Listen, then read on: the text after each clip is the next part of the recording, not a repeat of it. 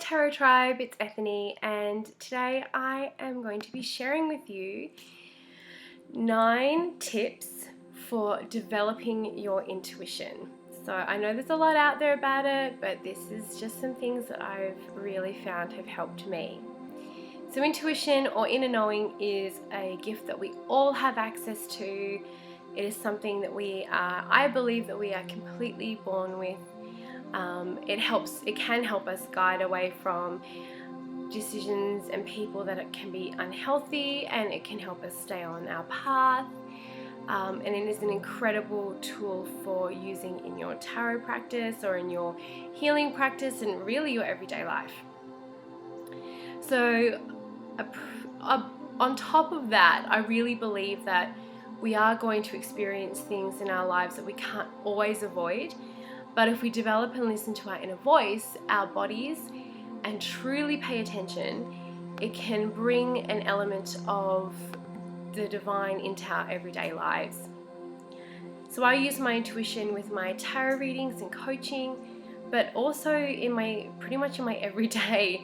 So say I have a few places I need to go, or I need to go somewhere, I check in with my intuition to feel what is the best way to go, because there are always a number of ways to get to your destination. So I'm always checking in energetically with which is, the best way to go, which one is going to get me there safe, and which one is best for me.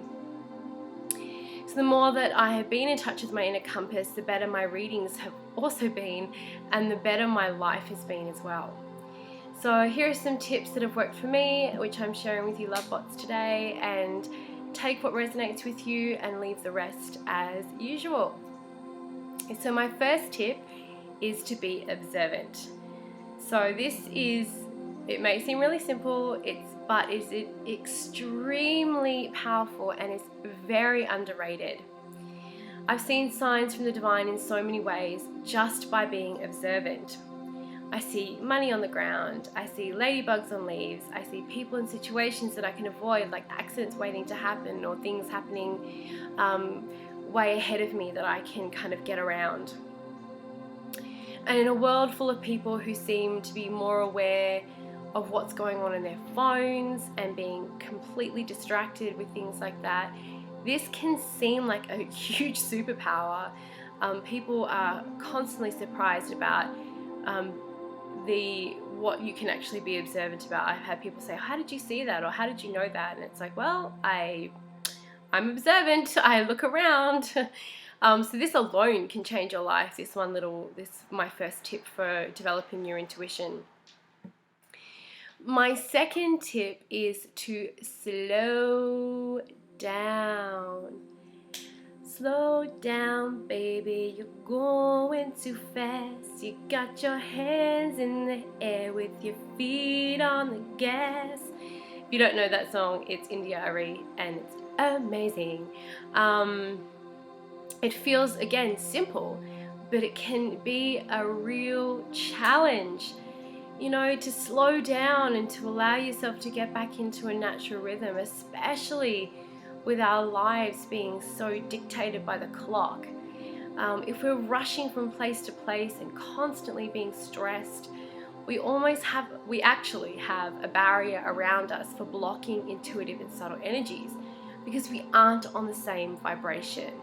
We are vibrating at an irritable, fast-paced, kind of almost combusting energy, whereas intuition is a lot slower. So yeah, it's like we have a shield up. It's just going intuition. So slowing down, even just taking a couple of breaths before you rush out the door to your day, even if you're running a little bit late, those few breaths to slow down can change your day. It can change the energy of your day. My third tip is to be present.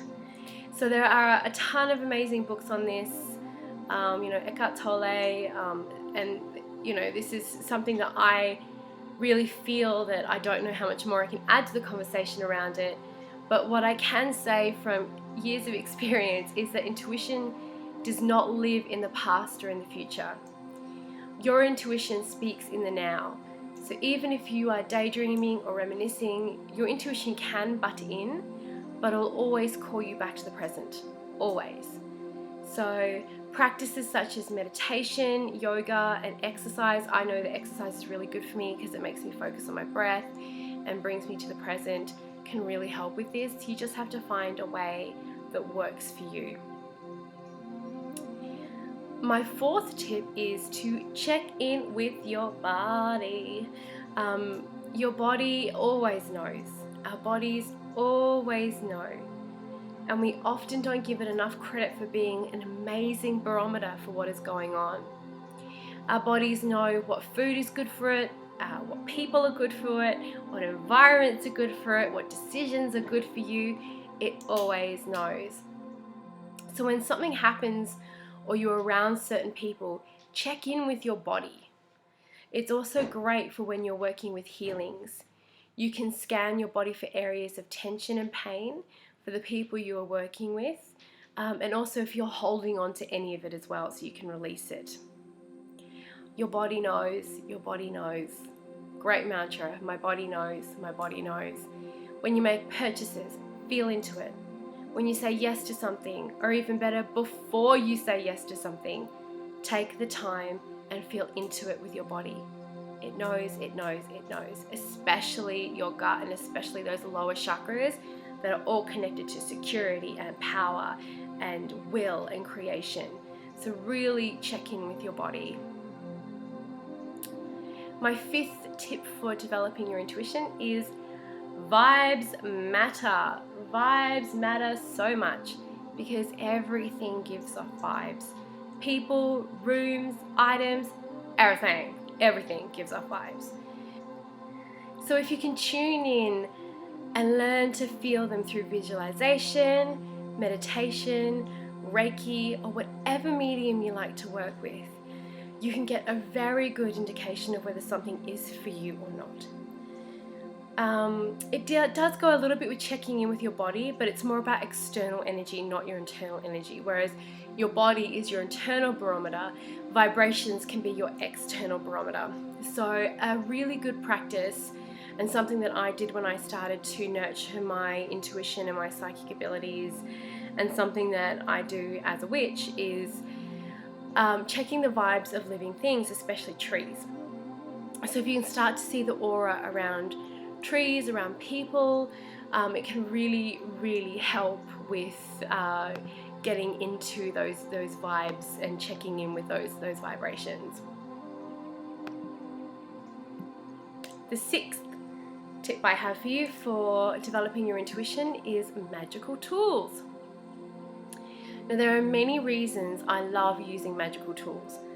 One of them being that it is a wonderful way to get in touch with your intuition.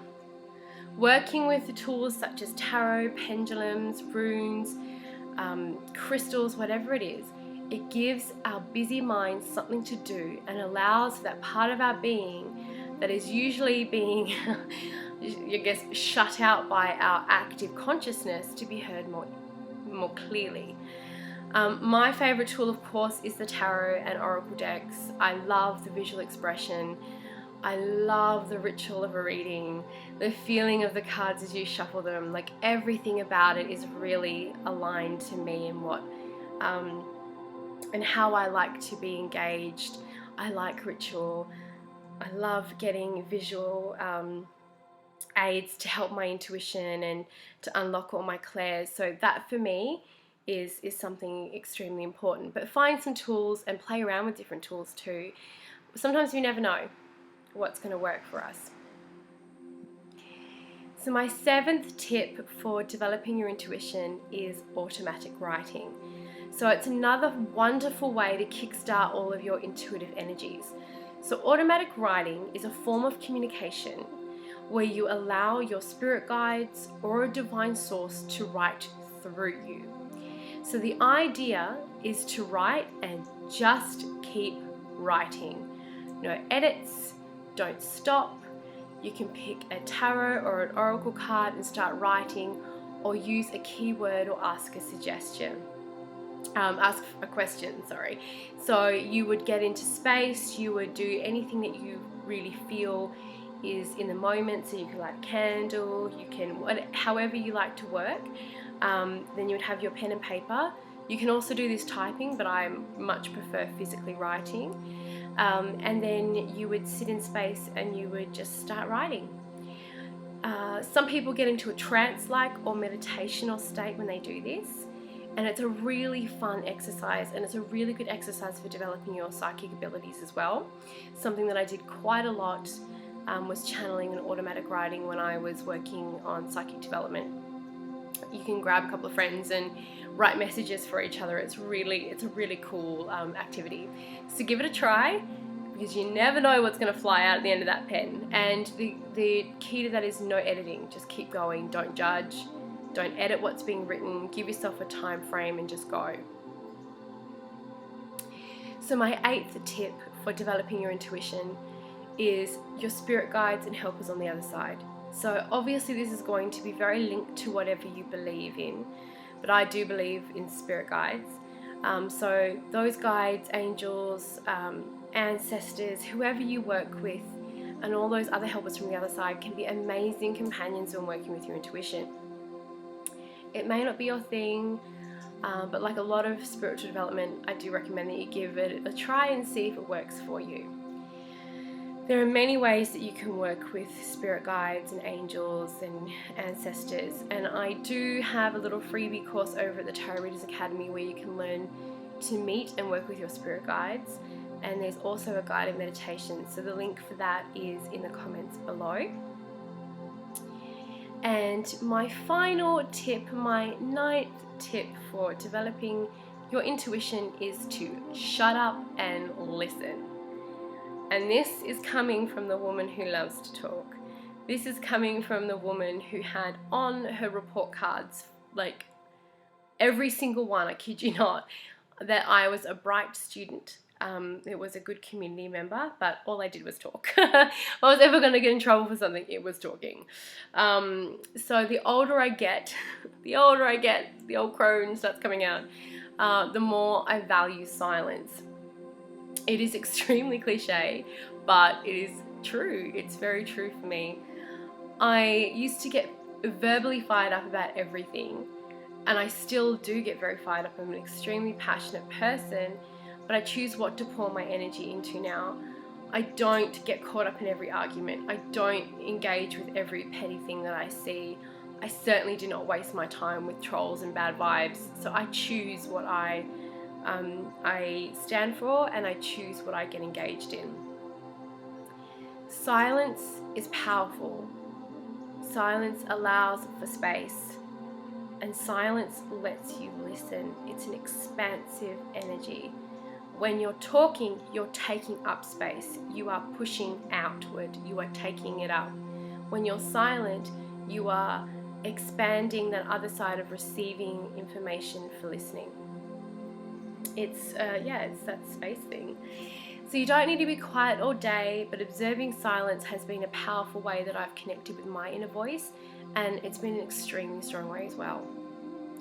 So these have been my tips for you for developing your intuition. I hope there's something in here that you may not have thought about before, or that at least you can see in a different way.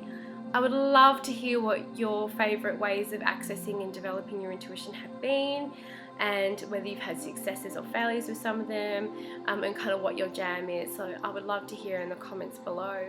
And thank you so very much for watching.